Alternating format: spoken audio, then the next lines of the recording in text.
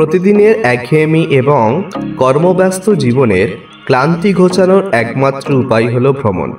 তাই আমার স্টুডেন্টদেরকে নিয়ে বেরিয়ে পড়লাম হেনরিজ আইল্যান্ডের উদ্দেশ্যে। শুধু হেনরি আইল্যান্ড নয়, তার সাথে আমি ঘুরে দেখাবো বেনিফিশ, কার্গিল সি বিচ, ফ্রেজারগঞ্জ, আরও বিভিন্ন জায়গা। সত্যি নির্জন প্রকৃতি ভুলিয়ে দেয় সব ব্যস্ততা। সমুদ্রের সামনে যখন দাঁড়াবেন তখন আপনার দুঃখ কষ্টগুলো নিমেষেই অনেক কমে যাবে। সমুদ্রের বিশালতায় ও প্রকৃতির সান্নিধ্যে আপনার দুঃখগুলো অনেক ছোট হয়ে যাবে। কলকাতা থেকে হেনরিজ আইল্যান্ডের দূরত্ব প্রায় 126 কিলোমিটার। তাই আপনারা সহজেই আসতে পারেন এই হেনরিজ আইল্যান্ডে। হেনরিজ আইল্যান্ডের ভেতরে বড় গাড়ি প্রবেশ করতে পারবে না, তাই বকখালি থেকে বিভিন্ন প্যাকেজের টোটো নিয়ে আপনাকে আসতে হবে এই আইল্যান্ডে। এখানে ওয়েস্ট বেঙ্গল ফিশারি ডিপার্টমেন্টের অধীনে প্রায় 200টির মতো ফিশারি আছে।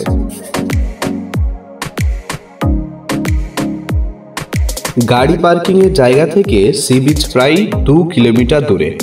কংক্রিটের রাস্তার উপর দিয়ে এগিয়ে যেতে হবে। দুপাশে দেখতে পাবেন ম্যানগ্রোভ, গরান ও বিভিন্ন প্রজাতির সুন্দর সুন্দর গাছ।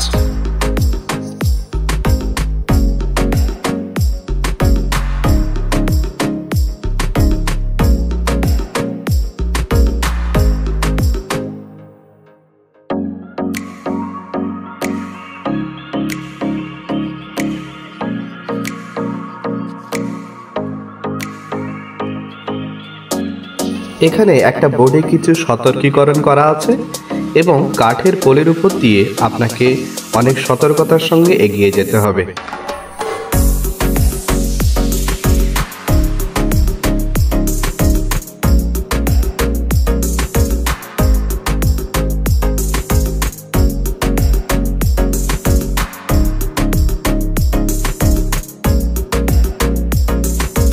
আপনি এখানে বিভিন্ন গাছের শ্বাসমূল লক্ষ্য করতে পারবেন।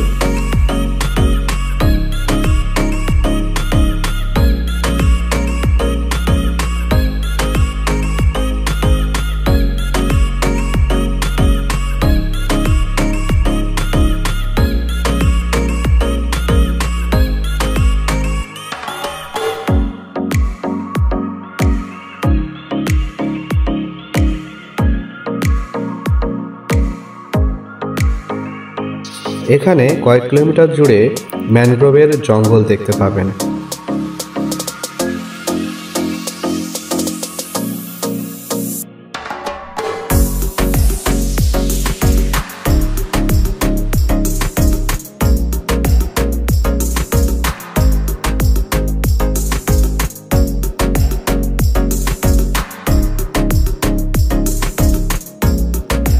আর মাত্র 100 মিটার পর আমরা বহু প্রতীক্ষিত দ্বীপে পৌঁছতে পারব।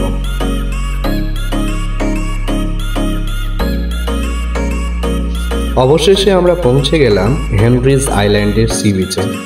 সত্যি আপনি অনেক মুগ্ধ হবেন প্রাকৃতিক সান্নিধ্যে এসে। এখানে সমুদ্রের জল দীঘা বকখালির থেকে অনেকটাই ভিন্ন, স্বচ্ছ এবং নীল রঙের।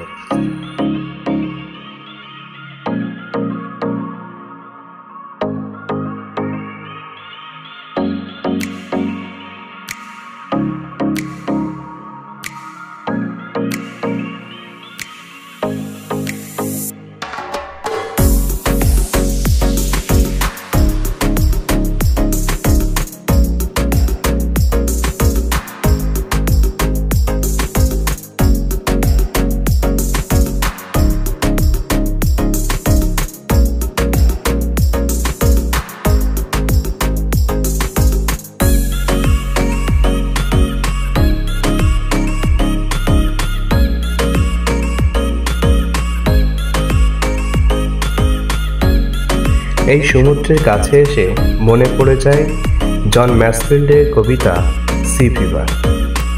I must go down to the seas again, to the lonely sea and the sky, and all I ask is a tall ship and a star to steer her by, and the wheels kick and the wind sound and the white shells shaking, and a grey mist on the sea's face, and a grey dawn breaking. I must go down to the seas again, for the call of the running tide is a wild call and a clear call that may not be denied.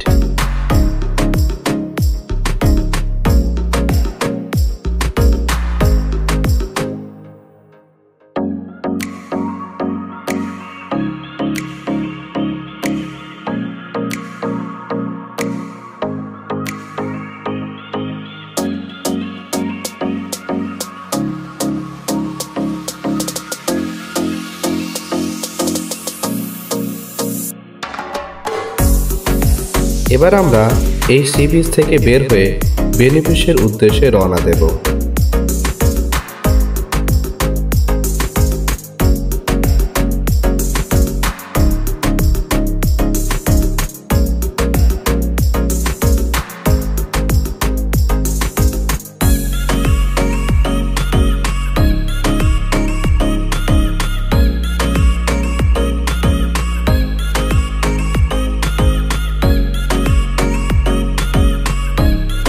এই সেই বেনিফিশ port, যেখানে কিছু জেলে জাল থেকে মাছ ছাড়াচ্ছেন।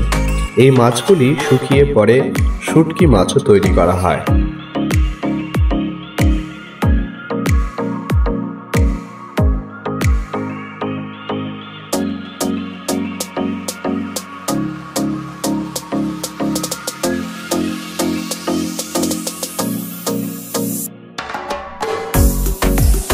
এই যে বরফগুলি দেখছেন, এগুলি আনুমানিক এক একটি 30 থেকে 40 কেজি ওজন। এগুলি ওই সমস্ত মাছগুলি সংরক্ষণ করে বাজারজাত করতে সাহায্য করে। তারপর আমরা চলে এলাম কার্গিল সি বিচ। এখানে আমার স্টুডেন্টরা বিভিন্ন পোজ দিয়ে এবং ভিডিও করতে ব্যস্ত। শুধু এখানে নয়, তারা বিভিন্ন জায়গায় বিভিন্ন পোজ দিয়ে ফটো তুলেছে, তবে এখানে একটু বেশি। এখানে সূর্যটা যেন সমুদ্রে মিশে গেছে এবং যা সৌন্দর্য আমি ক্যামেরাবন্দি করতে একদমই ভুলিনি।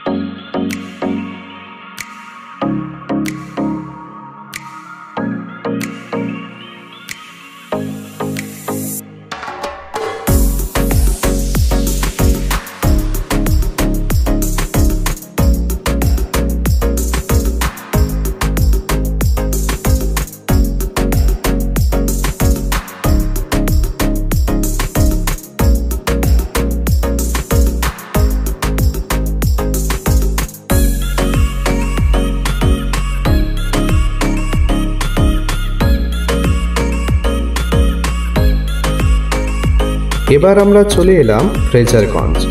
এই বাড়িটি হলো ফ্রেজার সাহেবের বাড়ি এবং ফ্রেজার সাহেবের নাম অনুসারে এই জায়গার নাম হয় ফ্রেজারগঞ্জ।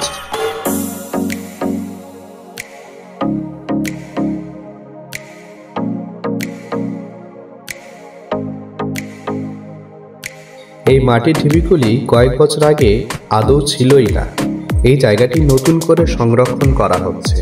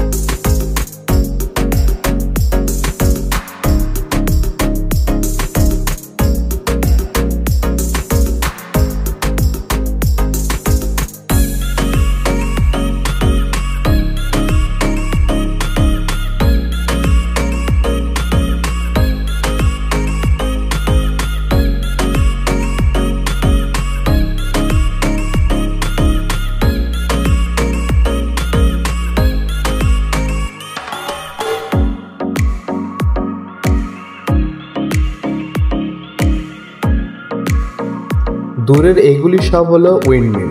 আমফান ঝড়ে এর ডানাগুলো ভেঙে গিয়েছিল, যেগুলি এখন রক্ষণাবেক্ষণের কাজ চলছে। তারপর আমরা এইখান থেকে বকখালিতে এলাম এবং তারপর আমরা সেখান থেকে আমাদের গাড়ি নিয়ে আমরা ফিরে এলাম আমাদের বাড়ির উদ্দেশ্যে। আজ এই পর্যন্ত। ভালো থাকবেন, সুস্থ থাকবেন।